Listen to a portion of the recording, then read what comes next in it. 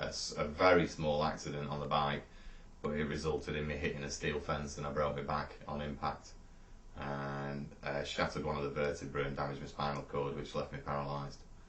To be honest, when you wake up in a hospital and find out you've broken your back, that's a shock in itself, but you don't really take on board what the doctors tell you, and then after a while you begin to realise what paralysis really means and the fact that you're going to be in a wheelchair. And I actually thought, whilst I was in hospital, I thought, well, that's it, life's over. As far as I knew it beforehand, I can't ride motorbikes anymore. I was a keen hiker when I was in Tenerife. I used to love walking, but I always take things to the extreme, whereas my friends went hiking, I used to do speed hiking. I'd have to be the first to the top, and then once I got to the top, I'd want to be setting off back down before they got to the top.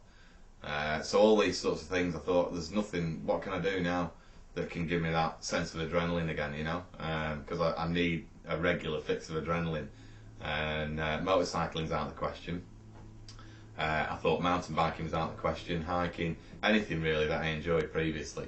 So that's why it was such a thrill to find out about four-cross, and then to ride it and find that it was as exciting, if not better, than normal mountain biking was just amazing.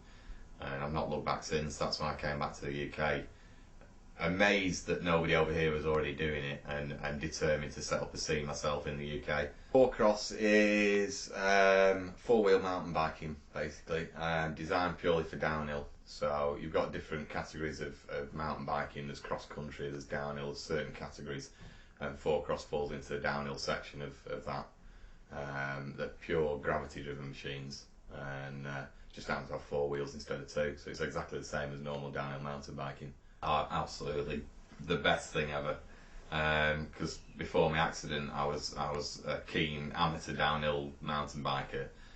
Friends of mine in Tenerife were already involved in it, and Tenerife being such a hilly place, it's ideal for it.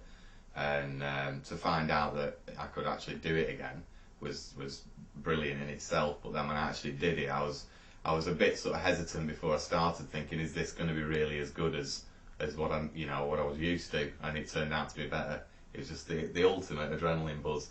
It's just you man and machine versus the terrain, basically. How fast dare you go to get to the bottom? That's what it's all about. And it's just, non-stop smiles from top to bottom, really.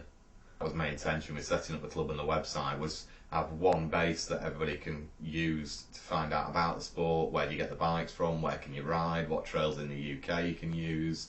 How do you do it? What equipment do you need? And hopefully build a community around that, of able-bodied and disabled riders. That's the other beauty of four-cross, is it's a fully inclusive sport. So you find that guys that might be riding on two wheels with you to begin with, see that the four-wheel bikes are that exciting, that much fun to ride, that most of them want to go. And it's actually translated in the States already to able-bodied riders actually buying the bikes as well now.